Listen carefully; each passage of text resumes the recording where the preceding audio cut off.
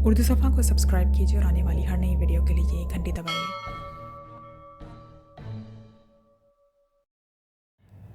دا Queens گیمبٹ season 1 episode 5۔ پانچویں حصے کی شروعات بیتھ کے ایک فلیش بیک سے ہوتی ہے جس میں اس کی اصل ماں اسے بتاتی ہے کہ تنہا ہونے پر گھبرانا نہیں ہے۔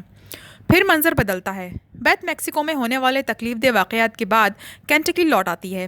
وہ اس گھر میں اکیلی ہوتی ہے جو اب اس کا ہے۔ سب کچھ اسے مسز وٹلی کی یاد دلاتا ہے۔ رات کے وسط میں ہنری بیلٹیک بیتھ کو فون کرتا ہے اور اس سے بورگوف کے خلاف ہار جانے والے کھیل کے بارے میں پوچھتا ہے۔ وہ اسے تربیت دینے کی پیشکش کرتا ہے۔ ادھر بیتھ ہنری کو فوراً دعوت دے دیتی ہے۔ ہنری اسے بتاتا ہے کہ اس نے بینی اور بیتھ کا میچ دوبارہ دیکھا ہے۔ جب وہ غصہ ہو جاتی ہے تو وہ ایک چال پر اٹک جاتی ہے۔ ہنری اسے کہتا ہے کہ بینی کے ساتھ چلائی گئی اپنی چالیں وہ دوبارہ چلے۔ ادھر بیتھ بار بار اصرار کرتی ہے کہ اسے شکست نہیں دی جا سکتی ہے اور وہ کھیل میں کمزور ہو جاتی ہے۔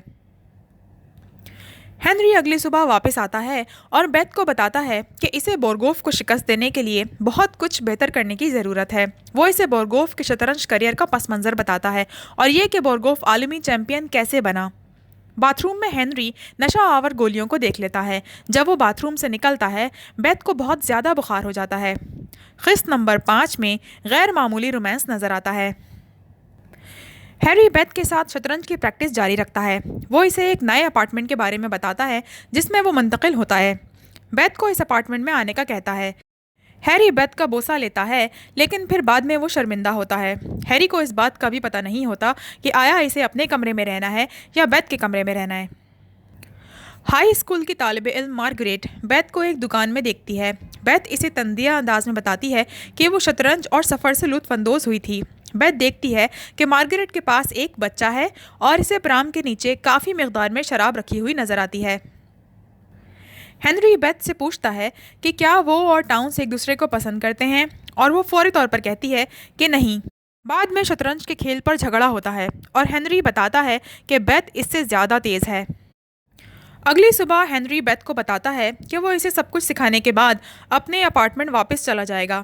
بیتھ اسے بتاتی ہے کہ اس نے واقعتاً بیتھ کی کافی مدد کی ہے۔ ہنری نے اعتراف کیا کہ اب وہ شطرنج سے پیار نہیں کرتا اور اتنا تو بالکل نہیں کرتا جتنا وہ پہلے کرتا تھا اور اب وہ جیتنے میں دلچسپی نہیں رکھتا۔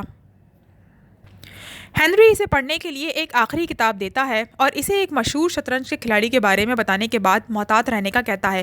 وہ کھلاڑی اپنا ذہن کھو بیٹھا تھا اور وہ 22 سال کی عمر میں ریٹائر ہو گیا تھا۔ اس کا خیال ہوتا ہے کہ بیتھ بھی بالکل ویسی ہی ہے۔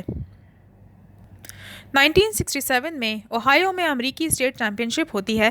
بینی ٹورنامنٹ میں ہوتا ہے اور دماغ کے کھیل شروع ہو رہے ہوتے ہیں۔ دونوں کھلاڑی ٹورنامنٹ میں گھوم رہے ہوتے ہیں۔ عمارت کے باہر بیتھ بینی کو ایک طالب علم رپورٹر سے گفتگو کرتے ہوئے دیکھتی ہے۔ وہ بینی سے چاقو کے بارے میں پوچھتی ہے جو ہر وقت اس کے پاس رہتا ہے۔ بینی کہتا ہے کہ یہ اس کی حفاظت کے لیے ہے۔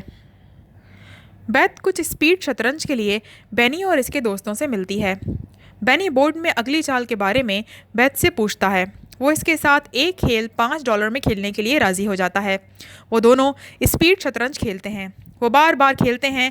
ہر بار بیتھ ہارتی ہے اور اسے بہت سارے پیسے دینے پڑتے ہیں۔ لوگوں کا مجمع چاروں طرف جمع ہوتا ہے۔ جیسے ہی بیتھ ہارتی ہے بیتھ اپنے کمرے کی طرف چل پڑتی ہے اور وہ مشتعل اور جذباتی ہو جاتی ہے۔ اسے خود پہ شک ہونے لگتا ہے۔ اگلے دن بیتھ بینی سے پوچھتی ہے کہ کیا وہ اسے نفسیاتی بنانے کی کوشش کر رہا ہے۔ وہ ایسا کرنے سے انکار کر دیتا ہے اور دعویٰ کرتا ہے کہ وہ بہترین کھلاڑی ہے۔ وہ دونوں فائنل میں ملتے ہیں۔ بیتھ اسے 30 چالوں میں ہرا دیتی ہے۔ اس منظر کے بعد بینی اور بیتھ شراب پیتے ہیں اور بینی اتنی جلدی ہار جانے کے بارے میں دھوم مچا رہا ہوتا ہے۔ وہ اس سے پوچھتا ہے کہ وہ ماسکو انٹرنیشنل کے بارے میں کیا کرنے جا رہی ہے کیونکہ US اسٹیٹ چیمپئن شپ کا فاتح خود بخود مدعو ہو جاتا ہے۔ اس کے بعد بینی بیتھ سے اس کے شراب پینے کے بارے میں پوچھتا ہے۔ بیتھ بینی کے بالوں میں انگلیاں پھیر کر اس موضوع کو تبدیل کرنے کی کوشش کرتی ہے لیکن بینی ماسکو کے بارے میں اس سے بات کرنا چاہتا ہے کیونکہ اسے لگتا ہے کہ بیتھ کو موقع مل گیا ہے۔ اس کے ساتھ ہی یہ حصہ تمام ہوتا ہے۔ لائک، کامنٹ، شیئر، پریس دی بیل آئیکن۔